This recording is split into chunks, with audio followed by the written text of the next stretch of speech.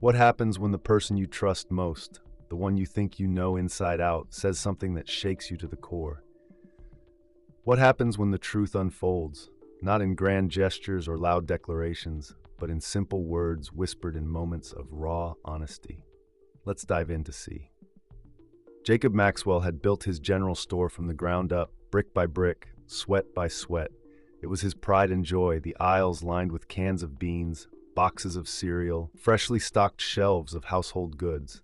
All of it had been carefully curated with the needs of his small town in mind. Everyone in the town knew Jacob. He wasn't just a businessman, he was a part of their lives, the familiar face behind the counter, always with a warm smile and kind words.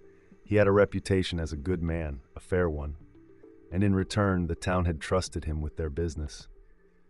But Jacob knew something had shifted over time. The economy had changed. Online shopping had begun to cut into his profits. People didn't come to the store as often as they used to, and it weighed on him. One day, after another quiet afternoon in the store, Jacob sat in his office, staring at the books. The numbers weren't good. He could feel the weight of it in his bones. That's when the idea came to him. What if I went undercover? What if, just for a day, he slipped into the background and saw what really went on when he wasn't around? So, Jacob decided. He would close the office door, dress like a regular customer, and walk through his store as if he were just one of the many faces that came in and out. He wasn't sure what he was looking for, but he knew he had to find something. Something that might help save the business. The next morning, Jacob arrived early. He'd put on a faded cap and an old jacket that wasn't anything special. He made sure not to be recognized, slipping into the store through the back entrance.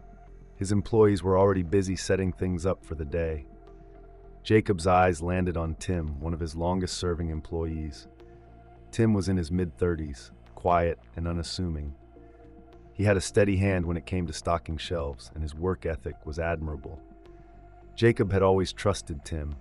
Tim had been like a second son to him, and Jacob was proud of the man he had become.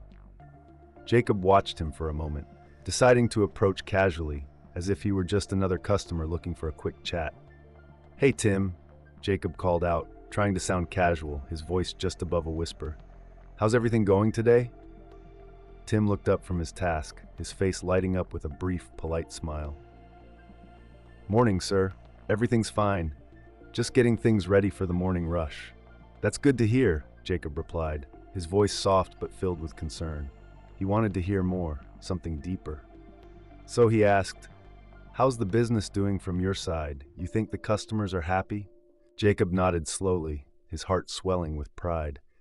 Tim had just given him the answer he needed, but he wasn't sure he could execute it.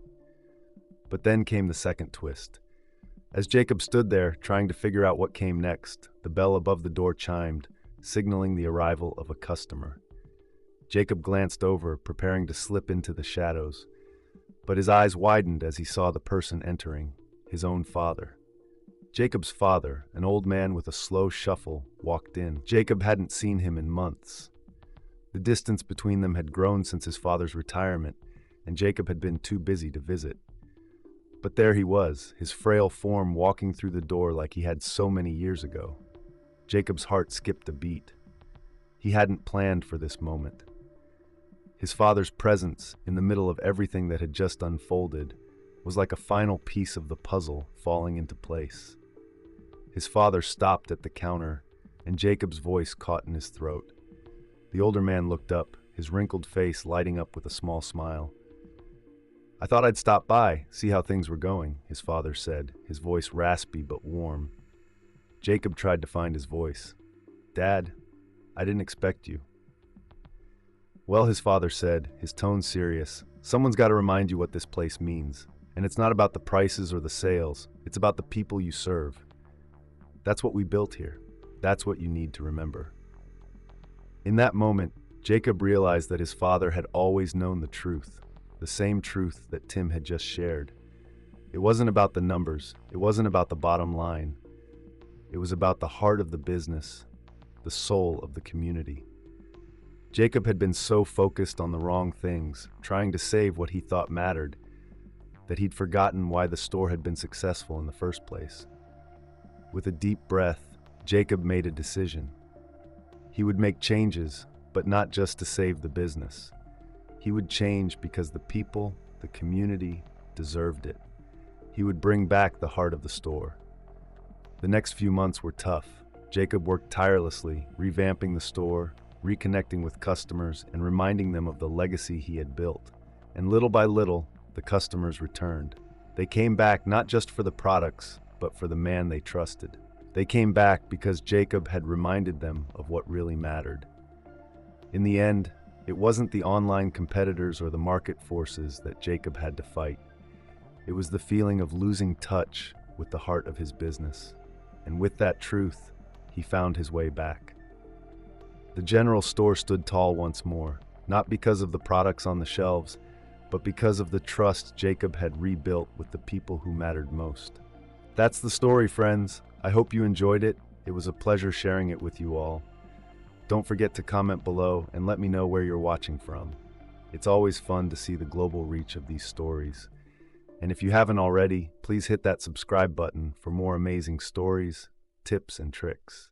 Thank you for watching, and I'll see you in the next one. If you'd like to show some extra love, tap the 3 dots near the share button and send a super thanks.